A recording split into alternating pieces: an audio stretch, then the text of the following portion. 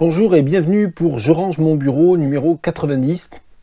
C'est bientôt la rentrée, c'est déjà la rentrée en fait, et j'ai donc passé à peu près un mois et demi, peut-être un peu plus, je ne sais plus très bien, sans faire aucune vidéo, et donc pas de vidéo non plus dans cette série, ce qui veut dire que j'ai évidemment des piles de livres absolument phénoménales, dont je ne vais certainement pas faire le tour aujourd'hui, d'autant que j'avais déjà du retard, des livres dont je n'avais pas pu parler la dernière fois. Bon, on va faire comme on peut. Il y a beaucoup de livres dont je vais parler très vite, il y a beaucoup de livres dont je ne vais même pas chercher à raconter l'histoire ou comme ça. Peut-être que quand je ne serai pas en forme, je lirai juste un extrait. Et puis surtout, je vous le rappelle, ces vidéos sont très longues, celle-ci va être très longue. Je m'efforce à chaque fois de donner un chapitrage pour que vous puissiez regarder les 3 ou 4 ou 6 minutes qui vous intéressent sur un ou deux livres, en butinant, bien sûr, aucune obligation de tout regarder. Vous êtes libre, vous pouvez aussi regarder certains passages en accéléré x1,5 ou x1,75 ou x2. Je pense que je parle déjà assez vite, donc je suis pas sûr que ça soit très facile avec moi, mais enfin, on ne sait jamais. Bien, trêve de plaisanterie, on va passer au vif du sujet. Et donc, dans la pile des livres que je dois ranger, il y a comme toujours des livres que je n'ai pas lus moi-même ou que je n'ai pas relus récemment, mais ce sont des livres qu'il faut que je range après lecture par des proches, parce qu'avec cette série de vidéos, ce qui se passe, c'est que dans ma famille, ils se sont un petit peu habitués à dire, voilà, c'est toi qui vas les ranger, donc on les met sur la pile. Donc parfois, il y a certains livres que mon épouse, mes fils, etc. savent plus exactement où ils doivent les ranger, et donc c'est moi qui vais en parler. Donc vous avez l'habitude de ça aussi. Donc dans ces livres-là, mais ça montre aussi un peu comment ça circule à l'intérieur d'une famille, dans ces livres-là, il y a La vie devant soi d'Émile Ajar, lu par mon fils cadet il y a quelques semaines, que j'avais lu à peu près à son âge, je pense, vers 15 ans, j'avais beaucoup aimé. Puis j'avais vu dans la foulée le film avec Simone Signoret, il me semble, si mes souvenirs sont bons. Et j'avais beaucoup aimé le livre et j'avais beaucoup aimé le film, mais ce sont des souvenirs lointains, ça remonte à il y a plus de 30 ans. Voilà, donc ça c'est un livre certainement qui parle à beaucoup de monde et que beaucoup de personnes ici ont lu. La vie devant soi. Et donc d'ailleurs c'est étonnant, sur la couverture du folio, ils ont mis Romain Gary, entre parenthèses, Émile Ajar. Donc en fait, ils reprennent en fait finalement l'identité globale de Romain Gary. Je pense que les spécialistes seraient peut-être pas tous d'accord là-dessus, parce qu'il y a quand même une identité d'écriture spécifique au livre, écrit sous le pseudonyme d'Émile Ajar. Peu importe. Je crois que c'est pareil avec Boris Vian et Vernon Sullivan. Parmi les livres qui sont sur la pile, ce livre que j'avais ressorti quand on a regardé la série Rome, on a regardé la série Rome en famille, c'était la 3e fois que je la voyais, et toujours avec le même plaisir d'ailleurs, ce qui n'est pas toujours le cas pour moi parce que je ne suis pas très série, mais celle-ci vraiment je l'ai revue avec beaucoup de plaisir, et donc je sais plus, je pense que c'est suite à l'épisode dans lequel il y a beaucoup d'inscriptions obscènes qui sont marquées à l'endroit, je crois, me semble-t-il, de Marc-Antoine, que j'avais ressorti ce petit volume d'inscriptions. C'est une anthologie bilingue, un choix bilingue d'inscriptions sur les murs de Pompéi. Ça remonte à mes années d'étudiant, ça c'est aux éditions Le Promeneur, sur les murs de Pompéi. Et donc c'est avec une anthologie et une traduction de Philippe Moreau, voilà, bon, avec toute la diversité des inscriptions que l'on a retrouvées sur les murs, y compris évidemment sur les murs du Lupanar, donc des inscriptions obscènes bien sûr, mais aussi électorales, humoristiques, promotionnelles, publicitaires, etc. Donc c'est un petit volume assez amusant. Sur les murs de Pompéi, choix d'inscription latine. Et dans les livres que je n'ai pas lus, mais ça c'est parce que c'est mon épouse qui vient de les lire, elle les a lus les deux, elle a même fait, je crois, une publication et sur Twitter et sur Instagram à ce sujet. Vous pouvez aller voir sur Instagram, c'est Vaucanlettres. Le chant du corbeau et le chant de Célia de Lee Maracle, qui est une des plus grandes écrivaines autochtones canadiennes anglophones, et c'est la raison pour laquelle je n'ai pas lu ces livres, parce que je pense que je vais essayer à un moment donné, je manque pas de livres sur ma pile, mais vu ce qu'elle en a dit, ça m'intéresse vraiment d'aller y voir, donc je vais essayer de les lire en anglais. Le chant de corbeau, pardon, et le chant de Célia, ça a été publié aux éditions Mémoire d'Encrier dans une traduction oui, les deux sont traduits par la même traductrice, Joni Demers. Je ne sais pas si on voit, voilà, là je pense que vous voyez, et Mémoire d'Encrier. Allez sur le catalogue de Mémoire d'Encrier, il y a vraiment de belles découvertes à faire. Je n'en dis pas plus parce que je n'ai pas lu ces livres, mais je vous renvoie à l'Instagram Vaucanlettres.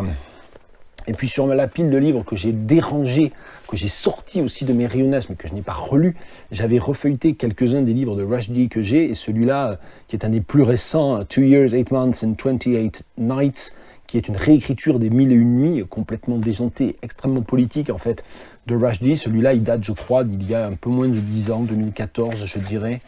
Je ne veux pas dire de bêtises, 2015 même. Et c'est un de ceux que moi je recommande vivement. Je recommande aussi vivement Shame, Midnight Children et les Satanic Verses, bien entendu. Mais Shame, je l'ai prêté. Midnight Children, je ne l'avais pas ressorti ou je l'ai re-rangé. Et Satanic Verses, il est chez mes parents. Voilà. Salman Rushdie, bon, je ne réexplique pas pourquoi, enfin peut-être que à destination je sais pas, de mon moi de dans 5 ans qui ne saura plus pourquoi j'avais parlé de Salman Rushdie en août 2022, ben c'est parce qu'effectivement il a été victime de cette agression extrêmement grave, il a été poignardé à de multiples reprises, bon visiblement il s'en est sorti, ses jours ne sont plus en danger, mais bon, on n'a pas eu de nouvelles récentes, mais il aurait perdu l'usage d'un œil, il aurait quand même des lésions importantes au bras, à un de ses 2 bras. Bien, on continue avec les choses un peu en vitesse.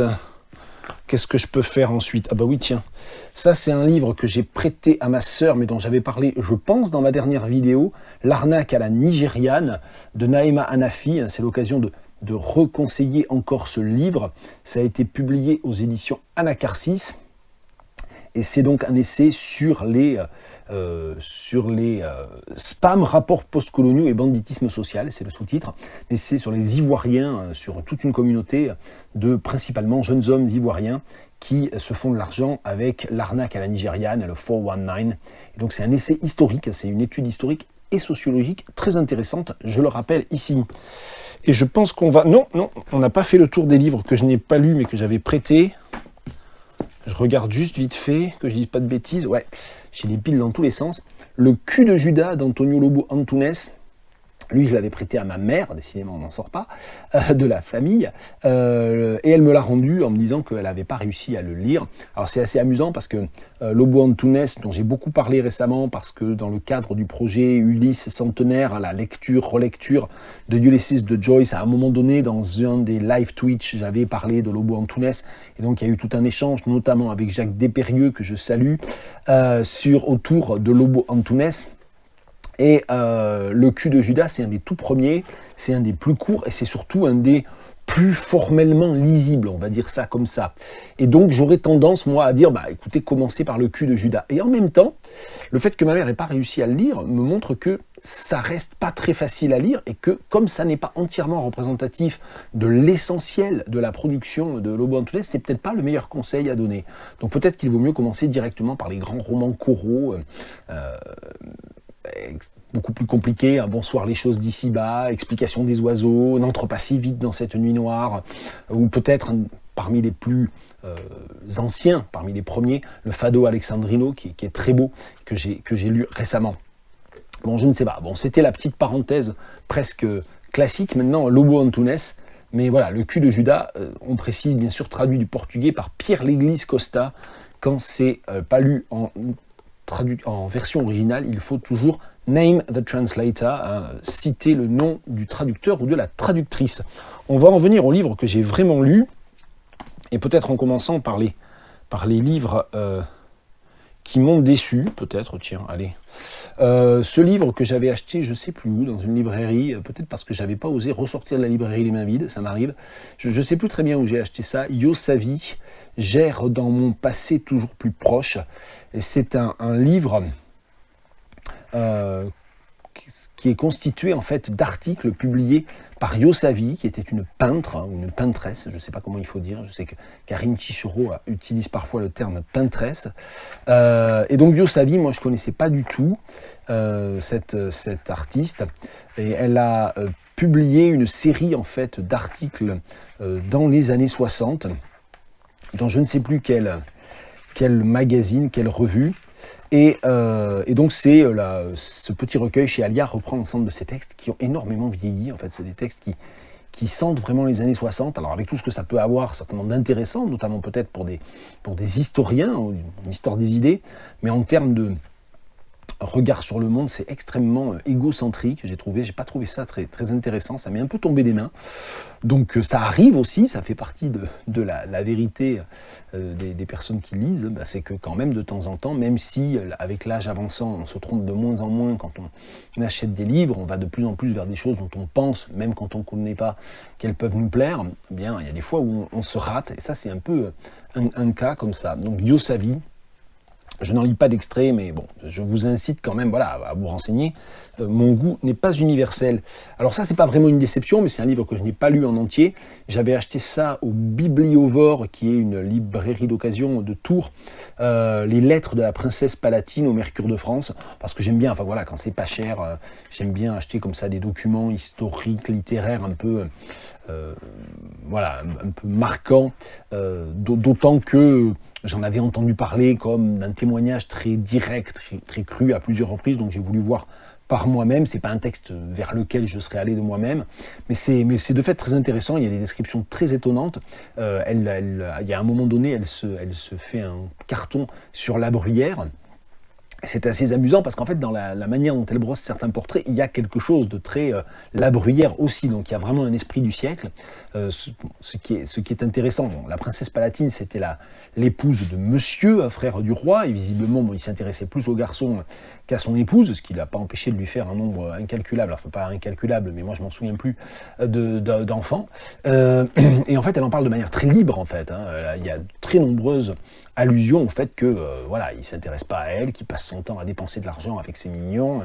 Et donc elle en parle dans ses lettres, donc c'est même pas un document pour elle-même, hein. Elle en parle à des interlocuteurs ou des interlocutrices qui sont des intimes, mais enfin quand même elle en parle de manière très, très, très libre. Bon. Donc il y a des pages très émouvantes aussi, bon, j'ai pas tout lu, je l'ai un peu parcouru, mais c'était voilà, c'est pas le genre de choses que je lis très souvent, mais c'est bien aussi justement de se sortir un peu de ces marottes. Les lettres de la princesse Palatine, c'est au Mercure de France, dans une édition établie et annotée par Olivier Amiel, et comme le prix est en francs derrière, ça doit commencer à remonter, ouais, ça remonte à 1981, ça ne nous rajeunit pas. On continue à Milton Atum, j'ai été un peu déçu par ce recueil de nouvelles, ça faisait quelques temps qu'il était sur ma pile, je pense qu'il doit dater de 2018 ce livre, publié chez Actes Sud, traduit du portugais par Michel Riodel, voilà. Et Milton Atum, c'est quelqu'un dont j'ai énormément aimé un livre, un roman qui s'appelle Récit d'un certain Orient, qui est paru au Seuil en 1993. Je ne pourrais plus exactement dire qui est le traducteur ou la traductrice, mais c'est un livre qui m'avait énormément marqué. Milton Atum, c'est un écrivain brésilien, et donc bah, j'ai pris l'habitude un peu de lire le reste de ce qu'il écrit. Et j'ai pas tout lu, hein, loin de là, j'ai lu Orphelin de l'Eldorado qui m'avait un peu déçu. Et donc là, ce recueil de nouvelles qui m'a un peu déçu aussi. Il y a quelques nouvelles qui sont très bien, mais dont la première d'ailleurs, hein, qui s'appelle, c'est pas la première d'ailleurs, c'est la deuxième, pardon, L'étrangère de notre rue, qui est très chouette. Il y en a une aussi qui s'appelle, voilà, La maison au milieu des eaux, celle qui donne son titre, qui donne presque son titre au livre, puisque le livre s'appelle La ville au milieu des eaux, et celle-là s'appelle La maison au milieu des eaux, elle est très chouette. Et sinon, voilà, j'ai trouvé ça un peu décevant. C'est un livre qui crée véritablement, au demeurant, une véritable atmosphère autour de Manaus, cette ville du nord du Brésil, hein, cette ville un peu d'aventuriers aux confins d'autres pays, de pays limitrophes. Et c'est aussi, il y a un côté très mondialisé parce que se retrouve dans ce microcosme de Manaus la fascination des Européens, des Espagnols, des Français, des Catalans pour cet endroit-là. Et donc le fait qu'un certain nombre d'entre eux y affluent et que ça a créé des relations assez particulières avec les autochtones, hein, qu'ils soient autochtones au sens strict ethnologique du terme, ou que ce soit juste les habitants locaux, même d'origine européenne. Donc voilà, donc j'ai été un petit peu déçu par ce livre-là. J'ai pas trouvé que c'était transcendant. Bon, voilà. Donc, mais je reste dans mon idée. Il faudra peut-être que je le relise, peut-être que je vais me rendre compte que je ne sais pas très bien ce que j'ai trouvé d'aussi époustouflant dans ce livre il y a maintenant plus de 20 ans. Mais j'en reste sur mon conseil. Récit d'un certain Orient de Milton Atum. Si vous avez l'occasion de trouver ce livre-là, lisez-le. C'est vraiment un livre très, très, très impressionnant, qui moi m'a durablement impressionné. En tout cas, tiens, j'en profite pour montrer le marque-page qui montre quelle a été une partie de mes activités pendant l'été. Alors beaucoup moins qu'autrefois, mais encore un petit peu. Les courses landaises, hein. Donc là c'était le 30 juillet dernier à Thiel dans les Landes. Et il faisait des jolis tickets d'ailleurs, c'est pas souvent le cas. Donc voilà, moi j'utilise beaucoup ces choses-là comme marque-page. Ça m'amuse un certain nombre d'années après de trouver des traces, puis ça permet de savoir à quel moment on l'a lu aussi. Ce livre-là, il est de 2018, mais je l'ai lu en 2022. Peu importe. On continue peut-être dans les choses un peu rapides. Ça, c'est pas réellement un livre, c'est plus une sorte de fascicule, bande dessinée. C'est en espagnol, hein. Irra la historia de Antonio Ramón Ramón de Javier Rodríguez Pino, et on a eu ça gratuitement lors de la visite d'une des nombreuses expositions du musée d'art contemporain de Léon en Espagne, où nous étions hein, vers la fin juillet. Et en fait, il y avait une exposition autour du massacre d'Iquique. Je ne sais pas comment on dit. Je vais vous le montrer peut-être pour que ça vous marque visuellement. Et donc, c'est un artiste qui a fait finalement une sorte de bande dessinée hein, ou de roman graphique autour d'une victime ou d'un descendant de victime de ce massacre d'Iquique qui s'est ensuite vengé en assassinant un des responsables en fait de ce massacre, qui est un massacre totalement colonialiste en fait. Donc ça m'a intéressé aussi pour ça. Et donc on pouvait se servir librement et prendre en fait un fascicule qui reproduit la totalité en fait des planches de l'exposition. Donc c'était un peu curieux comme dispositif, mais c'était quand même amusant. Voilà, alors le sujet, lui, il n'est pas du tout, comme vous voyez, c'est assez sombre hein, comme univers graphique aussi. Et ça, il y a pas mal de textes, hein, la venganza, la vengeance, dans un style quand même très expressionniste aussi. Et c'est donc de Javier Rodríguez Pino. Voilà, donc il y avait ça parmi les choses à ranger. Donc ça va aller plutôt, je crois, dans le salon où on a les bandes dessinées. Je continue dans les livres dont je parle vite. Oui, j'ai déjà parlé 17 minutes, mais je vous ai déjà parlé d'une dizaine de livres. Donc c'est très rapide comme moyenne. Autre livre, celui-là aux éditions Louise Bottu. C'est une parution récente, je crois, Biotope et anatomie de l'homme domestique. Et toujours merci aux éditions Louise Bottu qui m'ont... je crois que celui-là, ils me l'ont envoyé, parce que ça m'arrive d'en acheter aussi. Mais non, peut-être que celui-là, je l'ai acheté quand même. Et je vois d'ailleurs que c'est de 2021. Voilà, donc c'est une sorte de... Ouais, je ne sais pas comment décrire ce livre en fait. C'est une sorte d'exploration, un petit à moitié à la Francis Ponge, à moitié à la Michaud, de l'homme comme de l'homme domestique, donc de l'homme dans son environnement domestique, d'une manière pseudo-biologique, ou peut-être à la Jean Rostand, je ne sais pas très bien. Et donc, à chaque fois, c'est des chapitres, le sujet, son anatomie et son biotope. Donc ça se décompose à chaque fois en 3 parties. Hein. Le sujet... Tiens, je sais pas.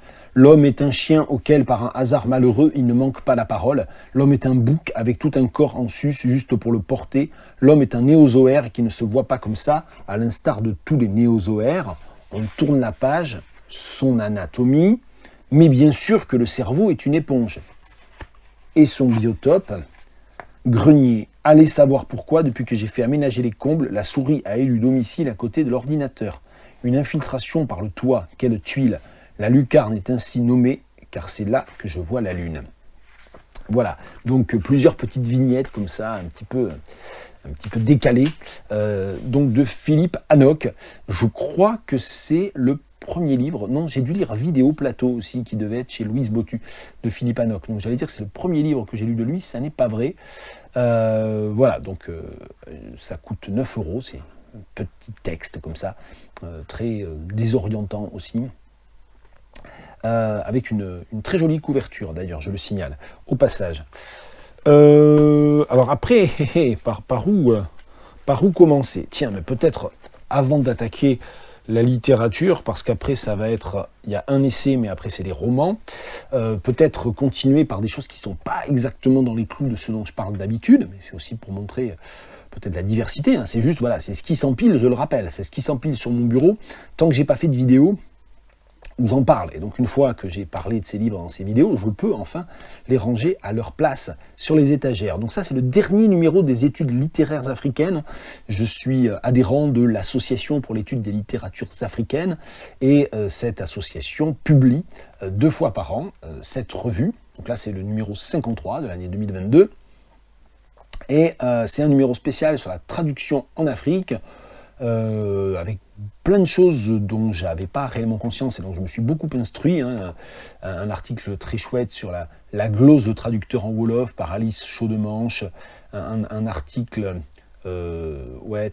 sur la traduction comme traversée des espaces urbains dans Samba pour la France de Delphine Coulin, qui n'était pas un texte que je connais du tout, donc ça c'est parfois quand on lit comme ça des articles de recherche, il arrive assez souvent qu'on lise des articles de recherche sur des œuvres primaires qu'on n'a pas lues, sur des textes premiers que l'on n'a pas lus.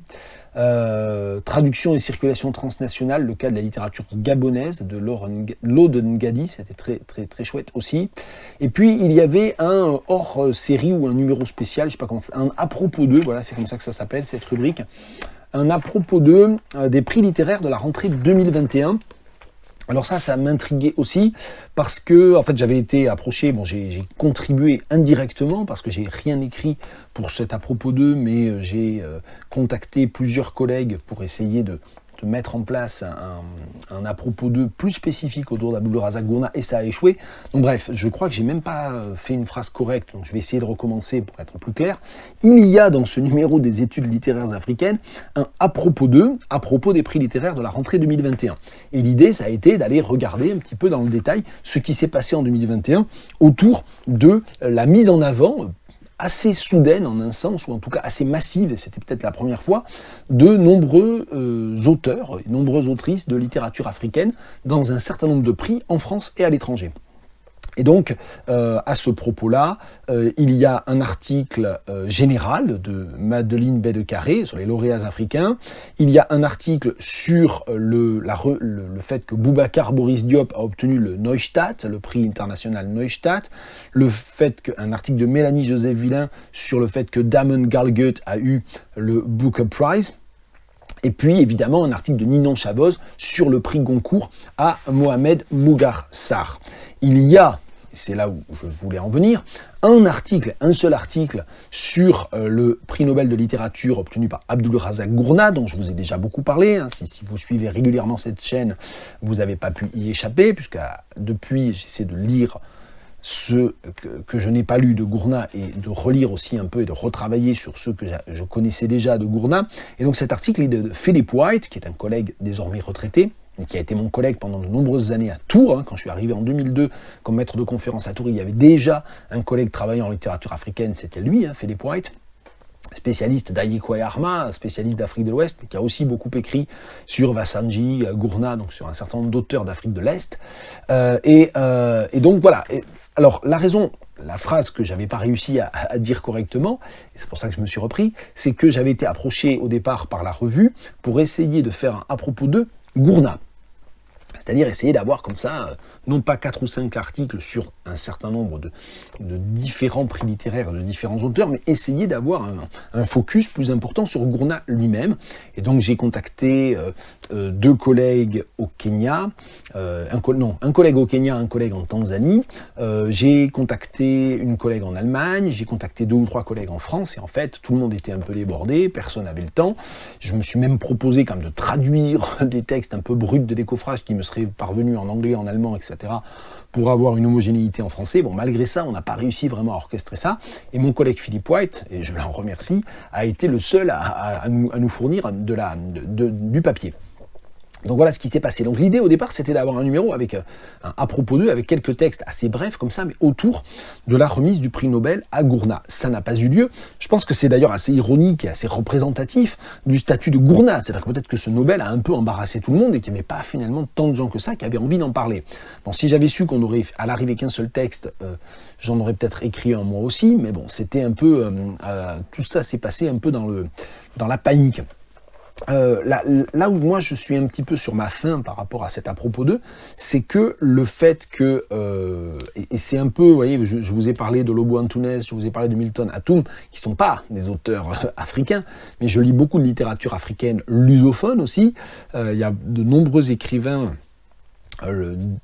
issus d'Afrique, principalement, on va dire, Mozambique et Angola, bien sûr, mais aussi Cap-Vert, qui sont d'expression portugaise, et c'est souvent très méconnu en France, encore plus méconnu que d'autres littératures africaines, c'est tout dire, et donc le fait est qu'il faut quand même signaler que Paulina Chiziane, qui est une grande romancière mozambicaine, a obtenu le prix Camões. Et donc ça aussi, ça fait partie en 2021 des événements littéraires. C'était la première fois qu'un écrivain, et même a fortiori une écrivaine issue d'Afrique, obtenait ce prix qui est un des plus prestigieux, qui est le plus prestigieux, je crois, de littérature de langue portugaise.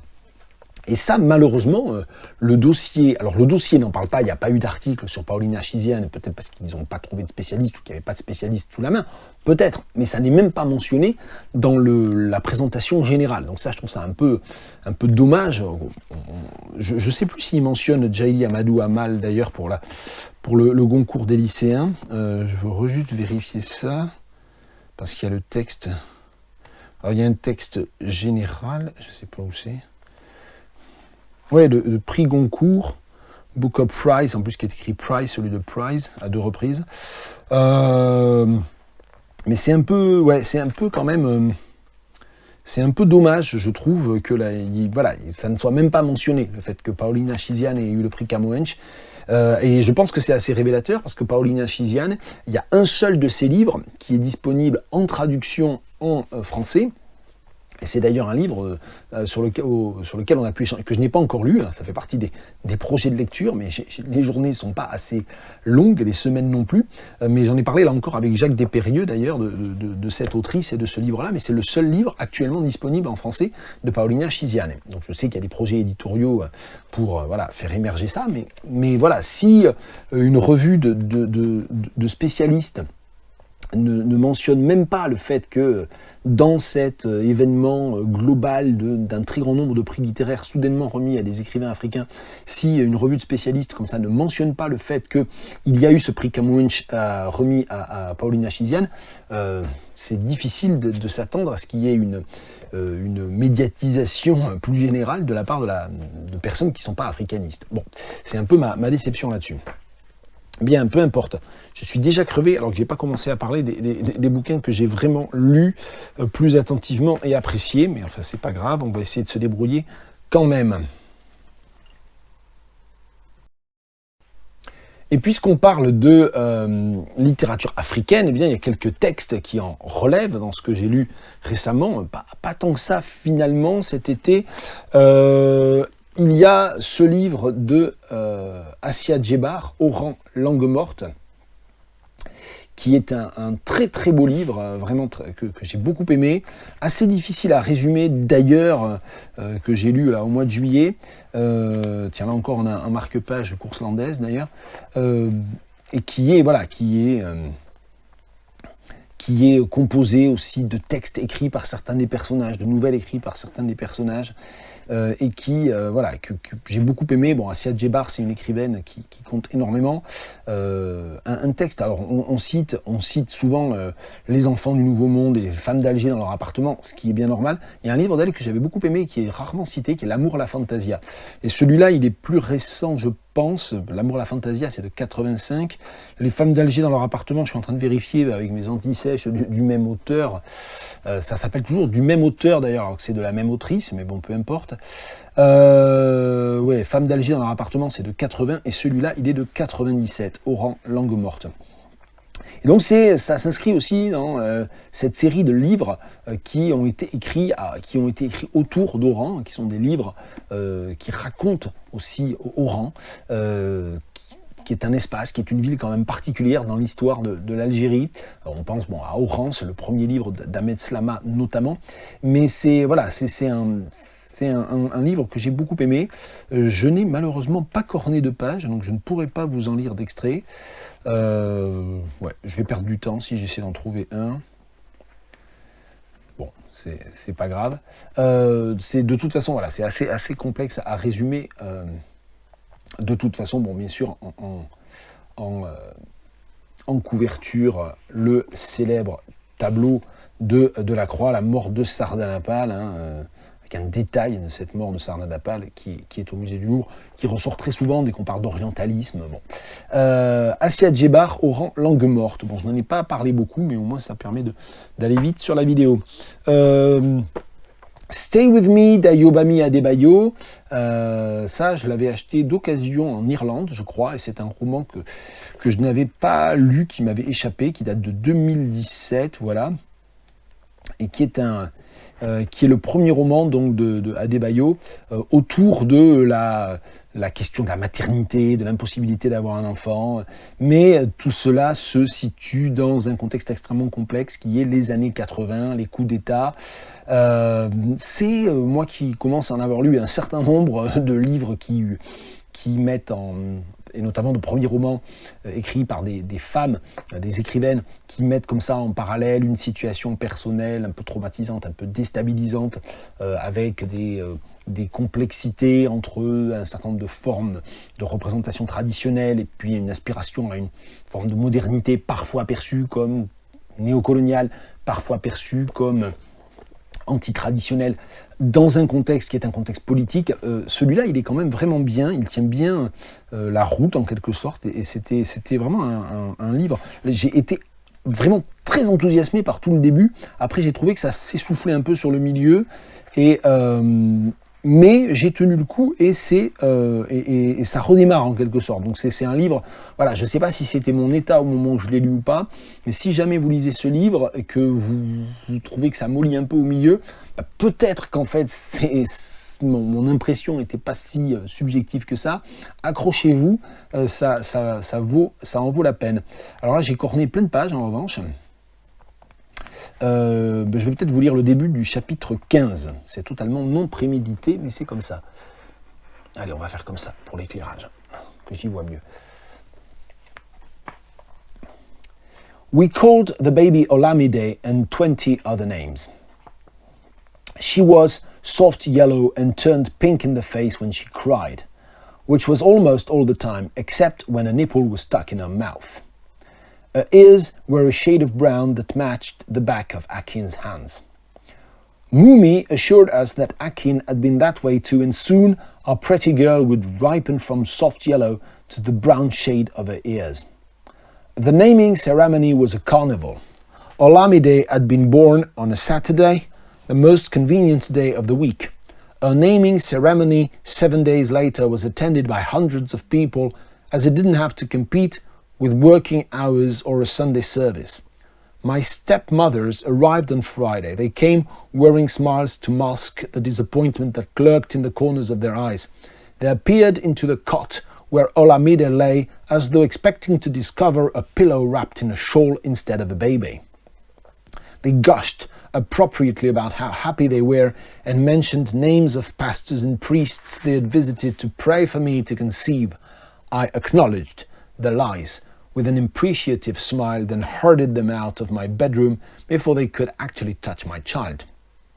Dotun came down from Lagos with his wife and children. They arrived before the ceremony about the time the DJ was whispering, testing, 1, 2, 1, 2, into the microphone. I was in the bedroom, sitting on a bucket that contained a mixture of hot water, alum and antiseptic, wondering why all the masters of ceremony had to say those words and never something else. Mumi was standing guard to make sure that I didn't stand up until enough steam had entered my vagina to tighten the walls. Mumi cackled. Not long now, Akin's fingers will start probing under your wrapper in the dark again.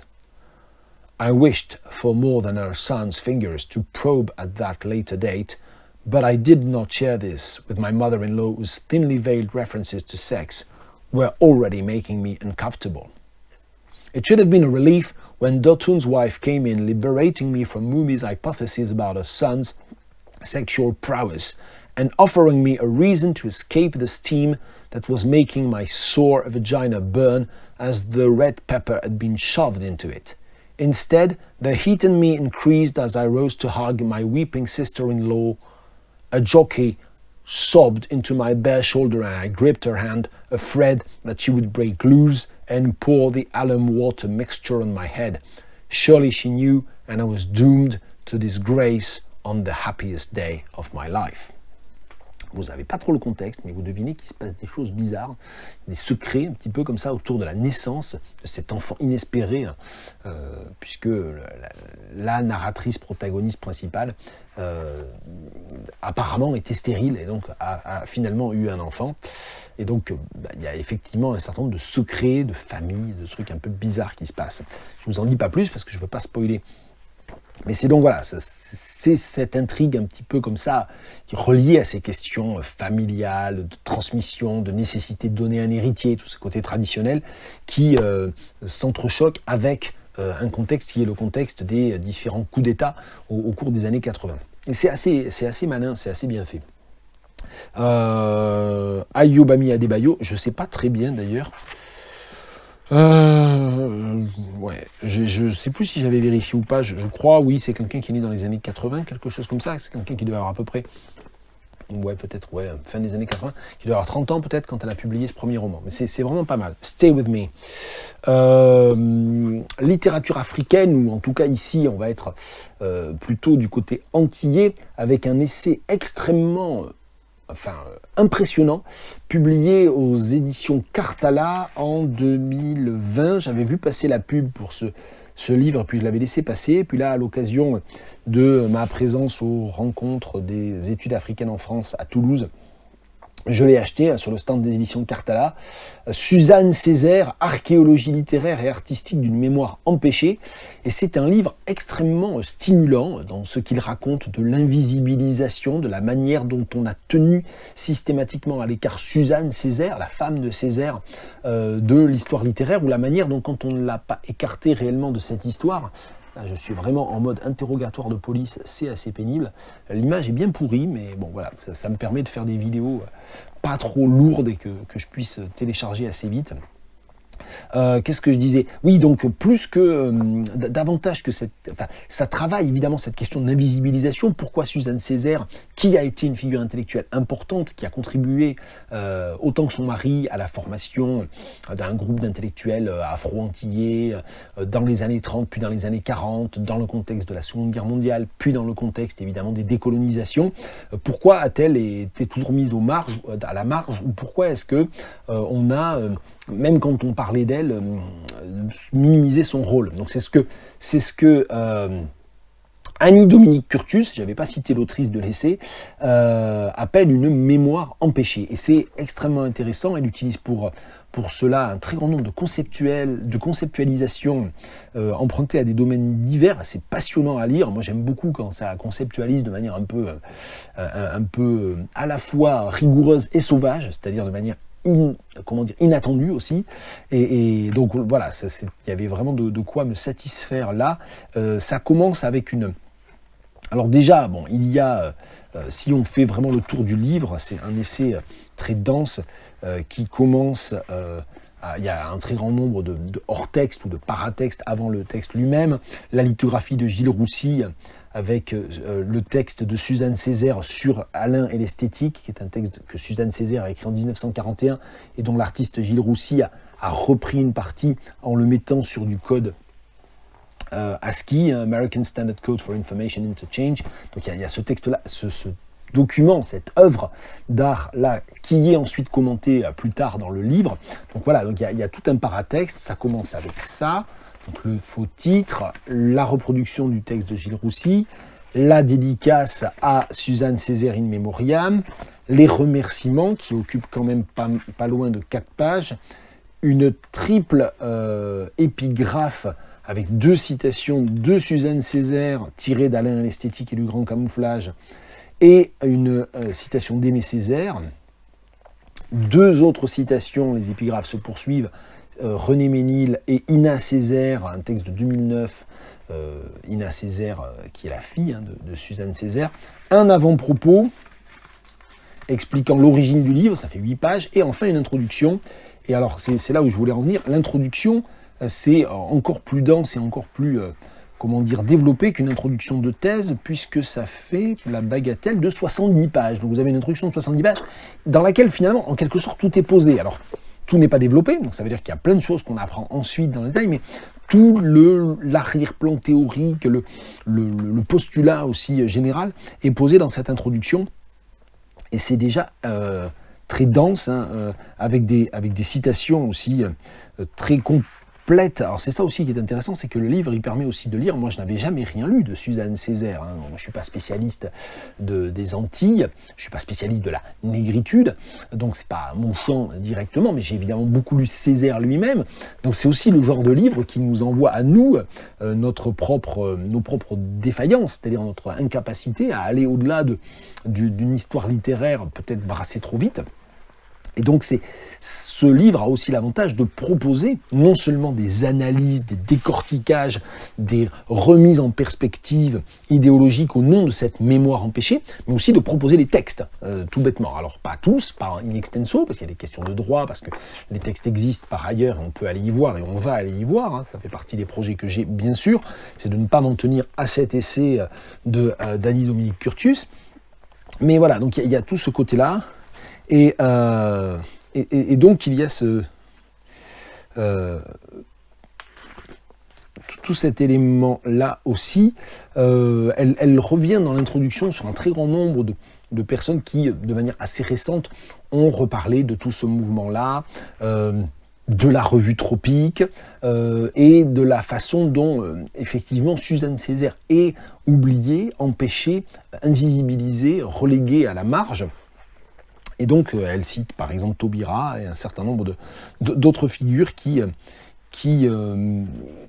semblent oublier, ou qui, consciemment ou inconsciemment, d'intégrer Suzanne Césaire pleinement à cette histoire littéraire, idéologique. Donc ensuite, ça continue. Alors, je vais peut-être reprendre la table des matières qui est à la fin, puisqu'il y a 5 chapitres. Chapitre 1, écosystème visuel polysémique, l'image manipulée de la ressouvenance de Suzanne Césaire. Donc ça, c'est un des concepts fondamentaux de l'essai d'Annie Dominique Curtius, cette idée de ressouvenance. Dans le chapitre 2, elle regarde de manière plus précise un certain nombre d'écrivains hommes qui ont été au contact de Suzanne Césaire, qui ont peut-être même d'ailleurs été aussi ses amants, et qui ont participé à son invisibilisation à des degrés divers. Donc là, ça s'appelle Dissonance et consonance poétique autour de Suzanne Césaire, Michel Léris, André Breton, René Etiamble, Ernest Pépin, Jean Morisset et Ina Césaire. Et ce qui est intéressant, c'est qu'en fait, elle termine par un sous-chapitre dans lequel elle parle de Ina Césaire cannibalisant André Breton. Et donc elle revient sur cette idée, sur ce concept de la cannibalisation qui a été développé par Suzanne Césaire elle-même, souvent attribuée à d'autres d'ailleurs, et elle termine ce chapitre avec une figure d'autrice qui met en place et cette cannibalisation et cette ressouvenance qui est la fille même de Suzanne Césaire.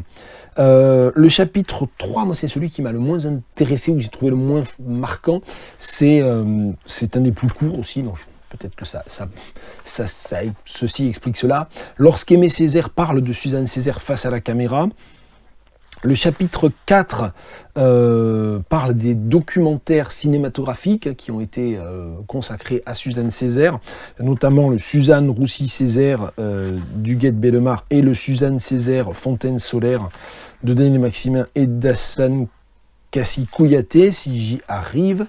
Je ne vais pas dire de bêtises, c'est pas toujours facile.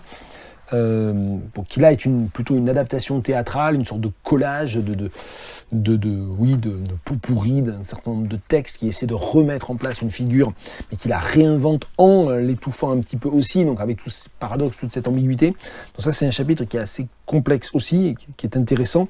C'est ce que Annie Dominique Curtius appelle la méta-anarchive de la ressouvenance. Vous voyez que ça va loin dans le néologisme, c'est pas la méta-archive, c'est la méta-anarchive. Donc il y a cette idée de l'anarchive, c'est-à-dire l'archive anarchique, c'est-à-dire l'archive qui échappe aux structures de pouvoir. Et enfin, un chapitre 5 qui travaille la notion de liane dialectique. Liane dialectique, je crois que le plus simple est sans doute de montrer la table des matières à ce moment-là.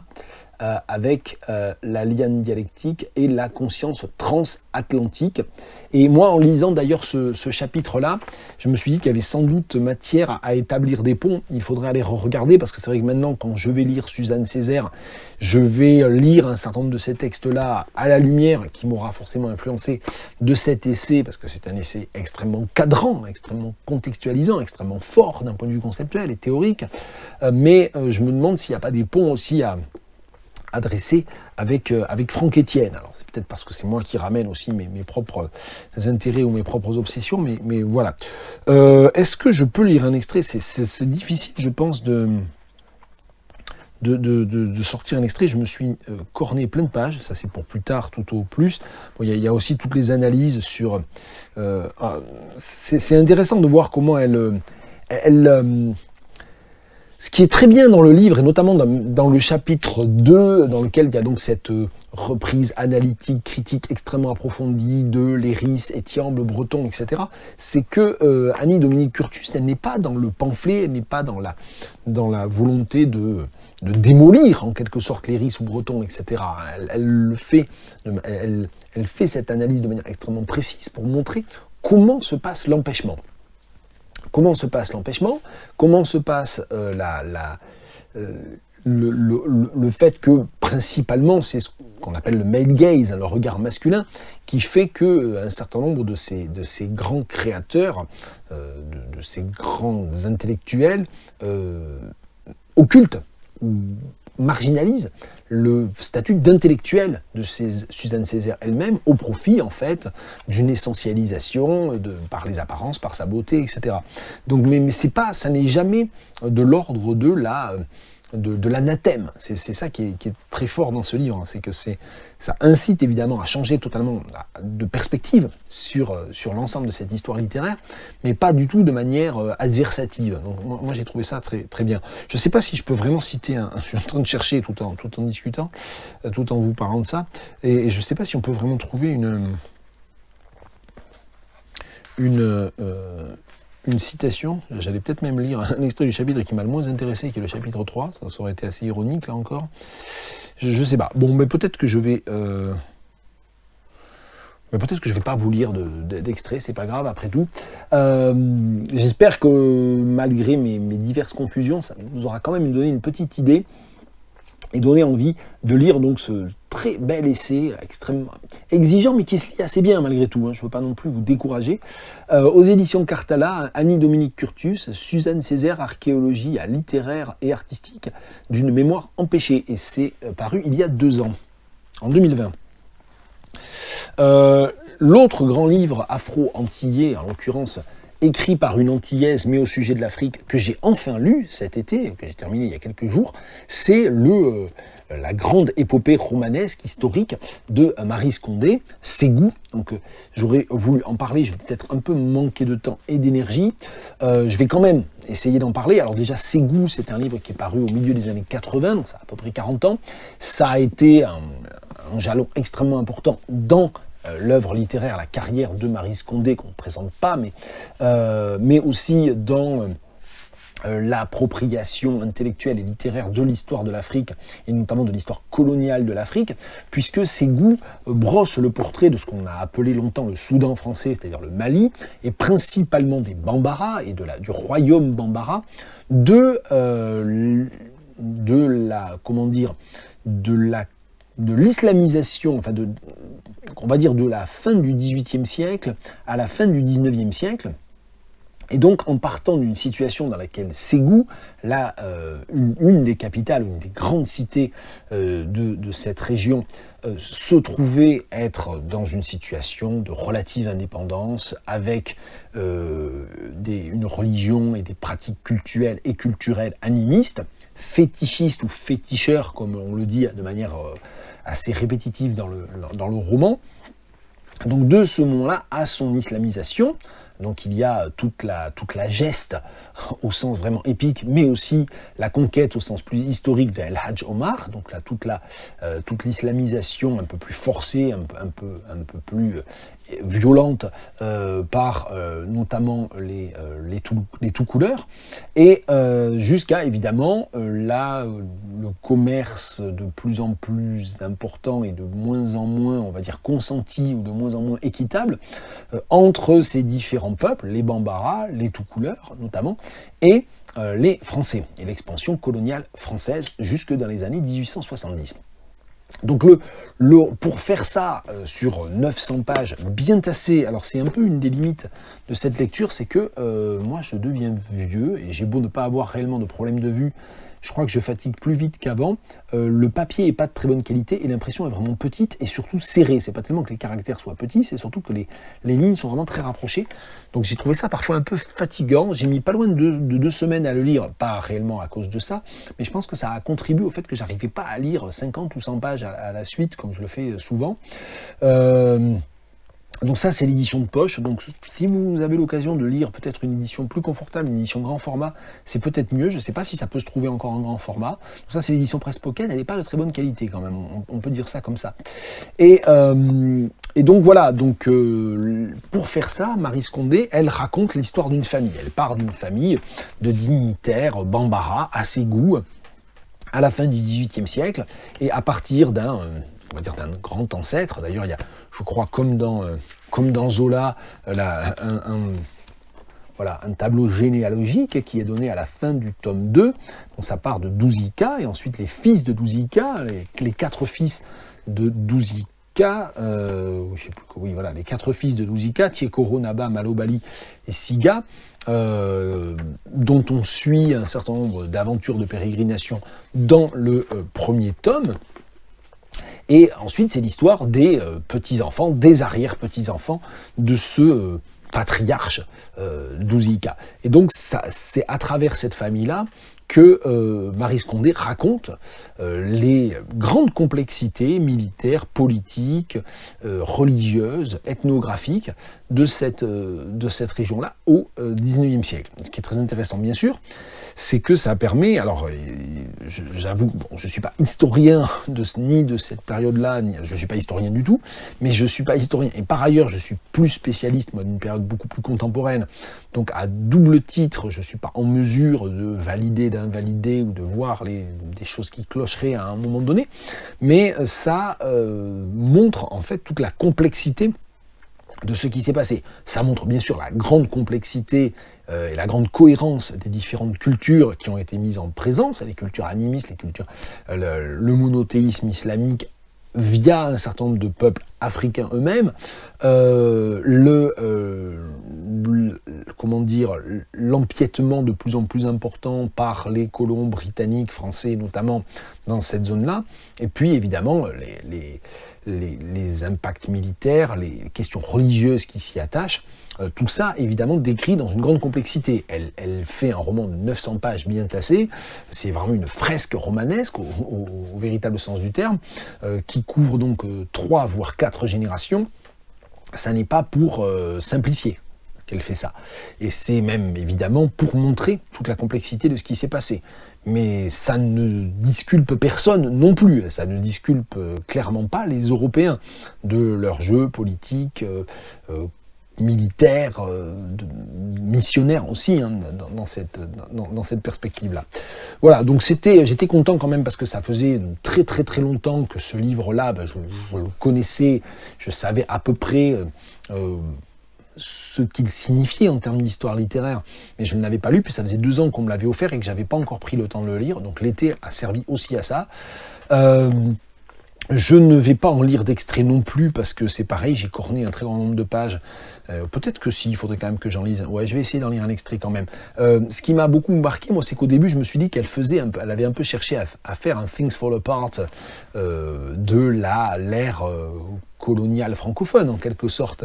Et puis, en fait, c'est ce qu'elle fait un peu au début, sauf qu'elle le fait de manière beaucoup plus complexe, en l'étirant sur un nombre de générations, d'événements, d'échanges, parce que bon, il n'y a pas que Ségou, justement, c'est ça qui est intéressant, c'est que Ségou, ça implique la Jamaïque, ça implique Tombouctou, ça implique Lagos, ça implique un très grand nombre de lieux aussi. C'est peut-être d'ailleurs, j'ai oublié de le dire, une des plus grandes richesses du livre, c'est que le livre montre la très grande richesse d'échanges géographiques, commerciaux, etc., entre un très grand nombre de peuples.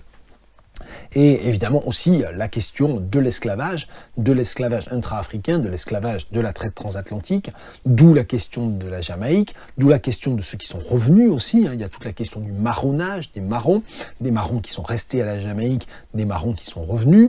Il y a toute la question aussi de la supériorité que ressentent un certain nombre d'esclaves affranchis ou de descendants d'esclaves affranchis qui sont revenus en Afrique, et inversement la supériorité que ressentent ceux qui, appartenant à des castes plus importantes, à la manière dont ils regardent un petit peu de haut, des personnes qui sont des descendants d'esclaves. Donc il y a toute cette complexité-là qui est présente aussi. Donc c'est très difficile de le résumer, comme vous vous en doutez, donc je ne peux que vous conseiller quelque chose, c'est que quand vous aurez un petit peu de temps, comme j'en ai eu là, c'est de le lire.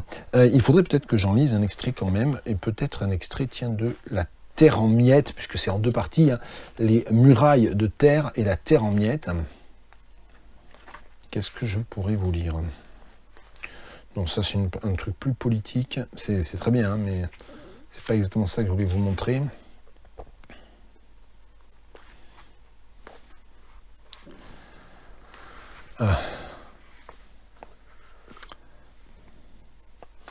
Ça c'est le suicide. Ça, c'est les suicides de Dieudonné, je sais pas.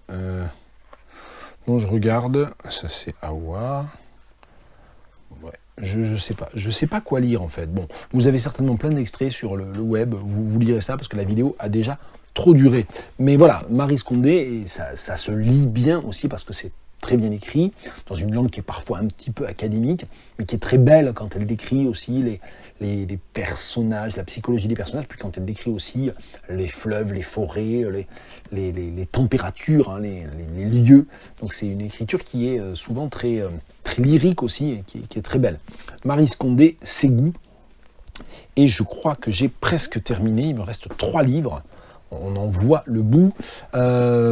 Dissipatio HG de Guido Morselli, traduit de Muriel Morelli. Nouvelle traduction de l'italien de Muriel Morelli. C'est paru cette année, je crois, aux éditions Rivage.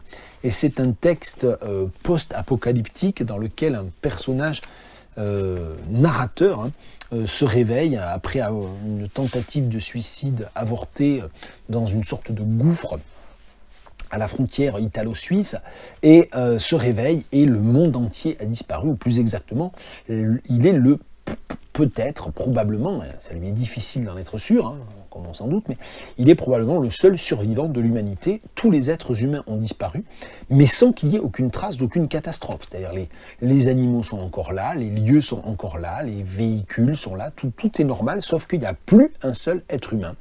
Donc c'est un peu comme La maîtresse de Wittgenstein, Wittgenstein's Mistress de David Markson, mais avec un arrière-plan qui est beaucoup plus philosophique, qui essaie d'expliciter beaucoup plus, qui se place dans la psychologie d'un narrateur qui essaie de comprendre ce qui s'est passé et qui essaie de trouver un moyen de ne pas devenir fou non plus. Alors, on a parlé de ce livre, c'est un livre assez court qui se lit bien, qui est parfois un petit peu trop, je sais pas, philosophique au mauvais sens du terme, c'est-à-dire dans lequel le narrateur, alors c'est peut-être la caractéristique du narrateur, c'est un narrateur qui était peut-être un petit peu trop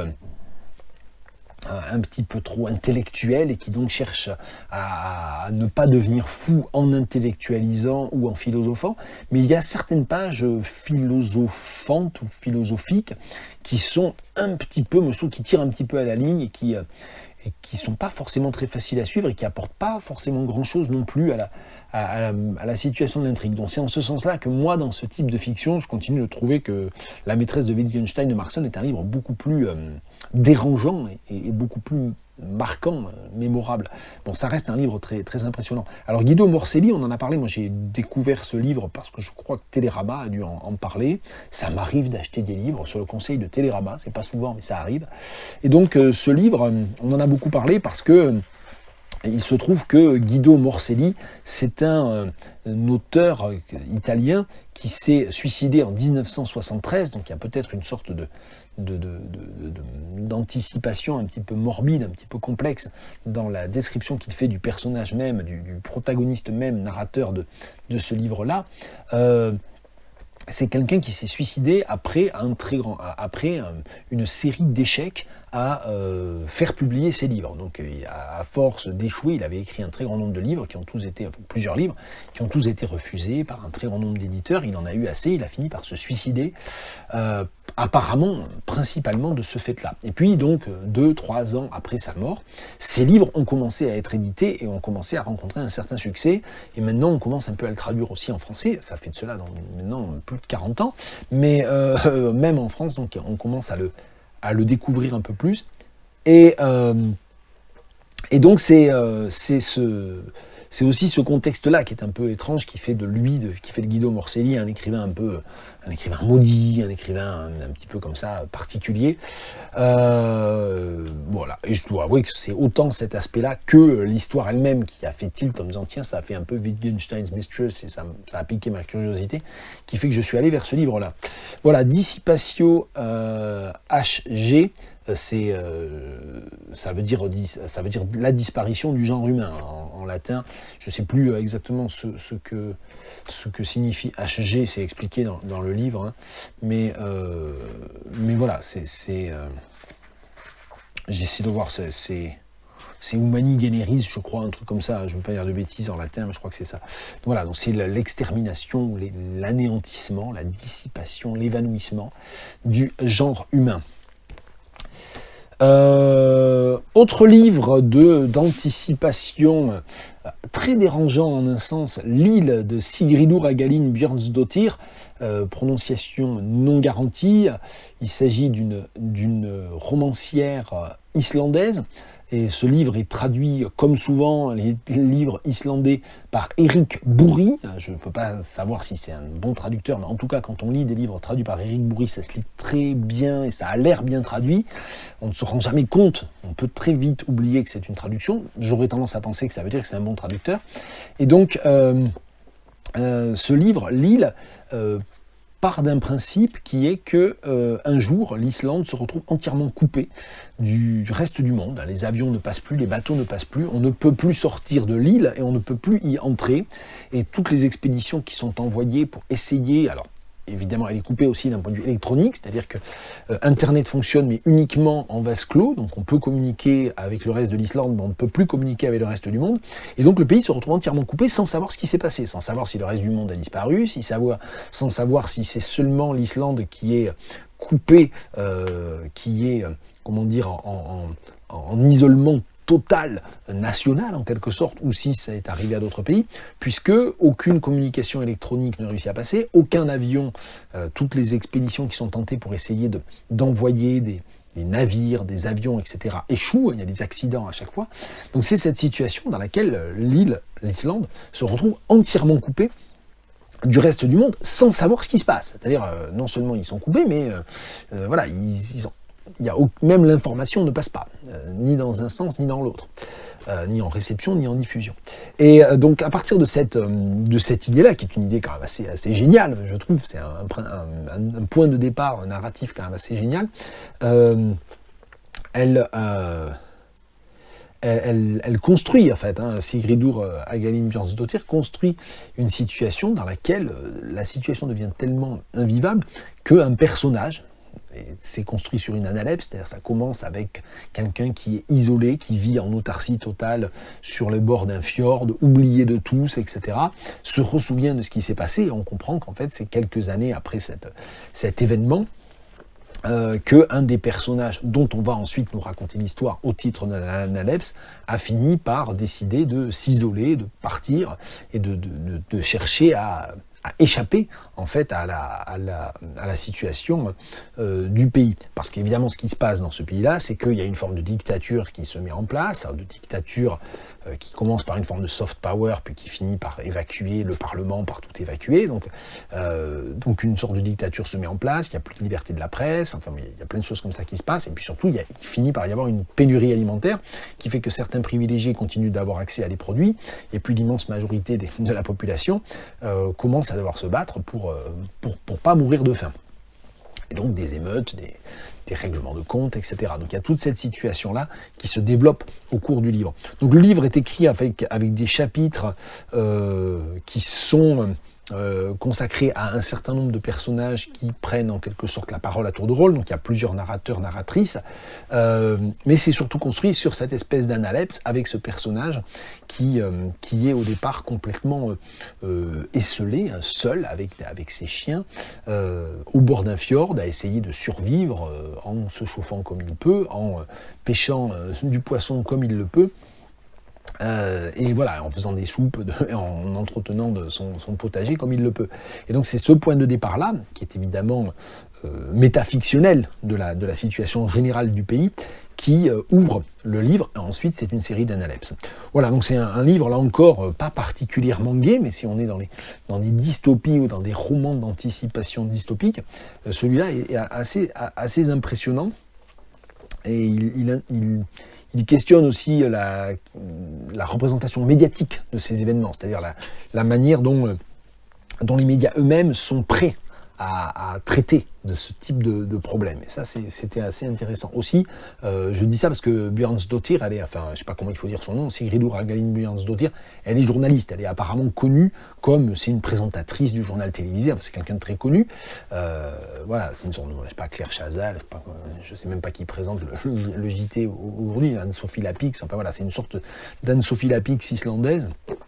Et donc elle a écrit ce premier roman, qui aussi est un roman de journaliste, je pense. C'est pas, on peut très bien le lire sans savoir ça, mais je ne le savais pas d'ailleurs, c'est après que j'ai regardé, que j'ai eu cette information-là, mais ça a un sens aussi de le lire comme ça. Bon. Et je termine, finalement j'aurais parlé de plein de livres et j'aurais à peine dépassé mon heure habituelle, je termine avec le nouveau livre de Pierre Barreau, Protag. Et donc, bon, vous savez que j'aime beaucoup ce qu'écrit Pierre Barreau, que je suis inconditionnel, y compris sur les réseaux sociaux.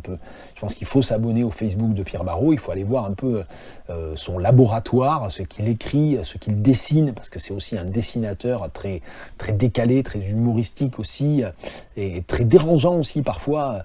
Donc voilà, donc je pense qu'on sait que je suis inconditionnel de Pierre Barreau. Pierre Barreau, j'ai fait traduire une grande partie d'un de ses livres, Klonck et ses dysfonctionnements, à un groupe d'étudiants allophones il y a de cela 4 ans maintenant bientôt, et il était venu très gentiment rencontrer mes étudiants et mes étudiantes qui étaient de 15 nationalités différentes. On avait fait une expo, il y avait eu des traductions d'extraits de Klonck dans une dizaine de langues différentes par-delà l'anglais, enfin voilà.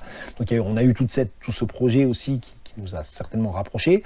Je l'ai revu il y a ça va faire un peu plus d'1 an maintenant, on avait pris un verre ensemble à Nantes.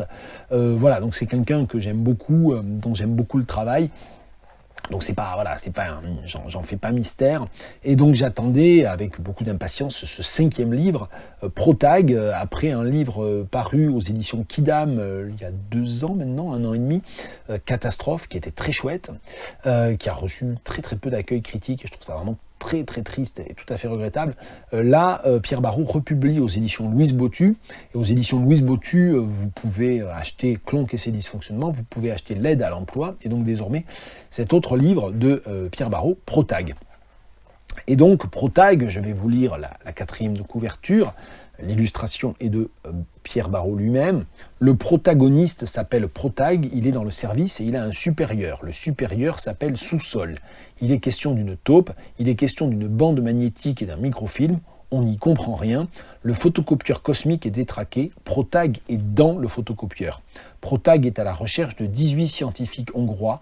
Faut-il vraiment croire à cette histoire ? Alors ça a l'air comme ça totalement déjanté, ce que c'est souvent, mais en fait ça n'est pas déjanté en ce sens où il y a un principe, moi je pense fondamental de composition du livre, c'est cette histoire du photocopieur détraqué.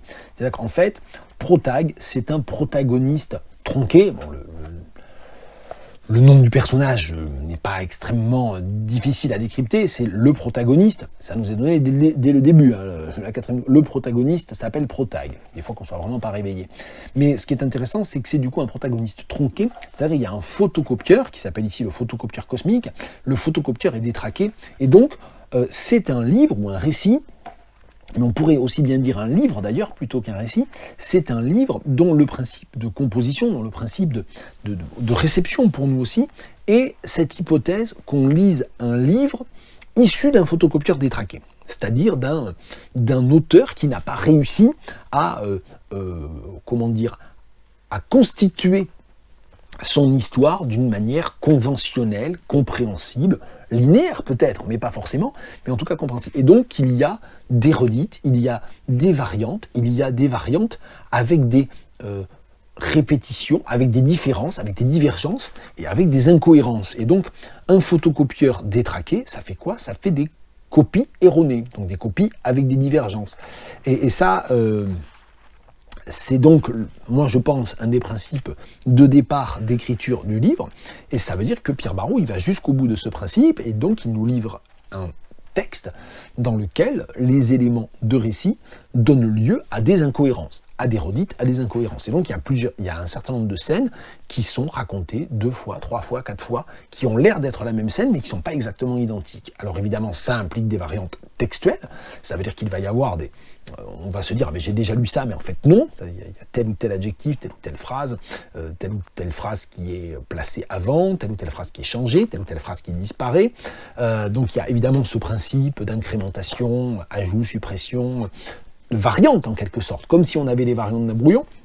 Là, ça nous renvoie aussi un petit peu à la fabrique, à l'atelier de Ponge, c'est-à-dire quand on lit finalement un texte avec ses différents états aussi, donc ça veut dire que ça interroge notre situation de lecteur d'un texte qui est un texte qui contient un certain nombre de ses redites, de ses contradictions, de ses repentirs.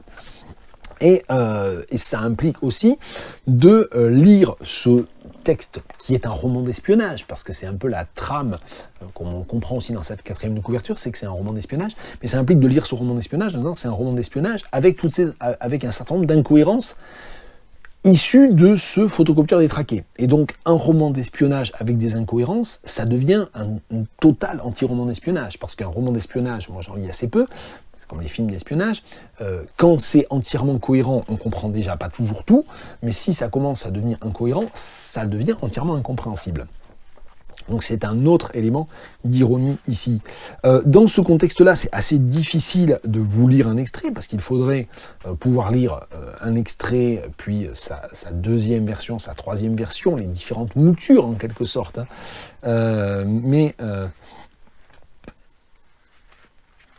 Est-ce que je peux... je l'ai pas.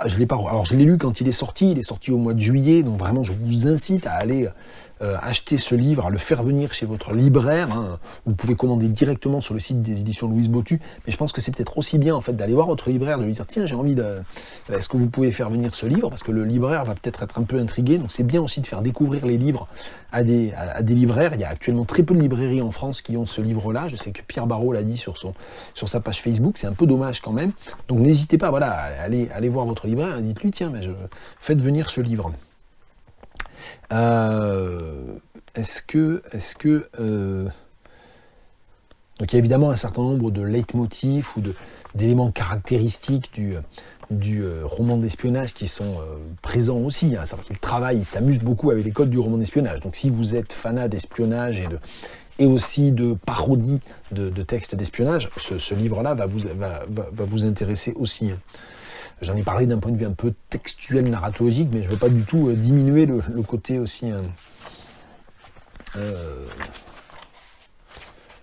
parodie du roman d'espionnage, qui est très intéressant. Alors je vais vous lire 2 chapitres qui s'appellent tous les 2 très brefs, hein, c'est constitué de chapitres très brefs, 2 chapitres qui s'appellent tous les 2 Protag dans le bureau du photocopiste, page 93 et page 98, et je vais revérifier... Alors pareil, il y a plusieurs chapitres qui s'appellent Protag et les hommes grenouilles, par exemple, lac artificiel, Protag vide le lac artificiel. Mais je vais vous lire donc les chapitres des pages 93 et 98. Donc, Protag dans le bureau du photocopiste. Un peu avant midi, Protag arrive dans le bureau du photocopiste. La pièce est un assez long couloir. Au fond se tient le photocopiste assis derrière son bureau. Il pointe sur Protag une arme à feu. L'arme à feu est un Walther P38.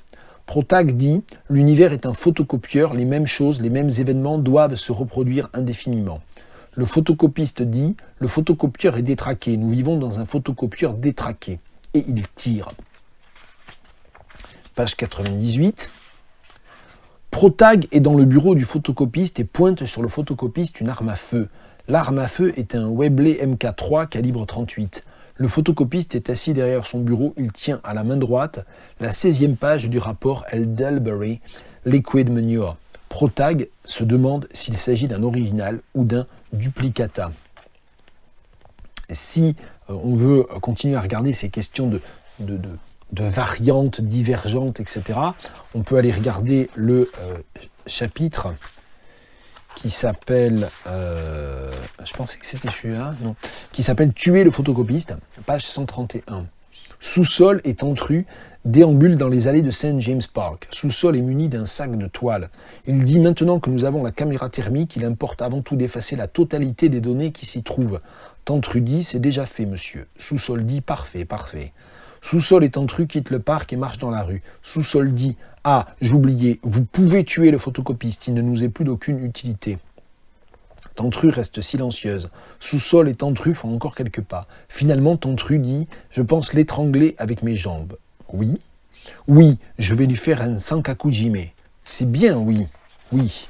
Sous-sol dit « Il faut que je téléphone à Pritchard. » Voilà, donc il y a tout ce côté aussi dialogue, là encore, hein, qui sont des détraquements, des décalages par rapport au dialogue de roman d'espionnage.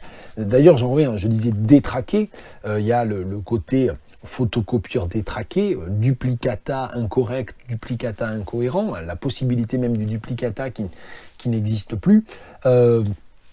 Ça nous ramène en fait au deuxième livre de Pierre Barreau, celui dont je parlais tout à l'heure, Clonk et ses dysfonctionnements. C'est-à-dire que c'est la question du dysfonctionnement, du détraquement qui intéresse Pierre Barreau ici. Voilà, donc allez voir ce texte, vraiment, je vous le recommande très vivement.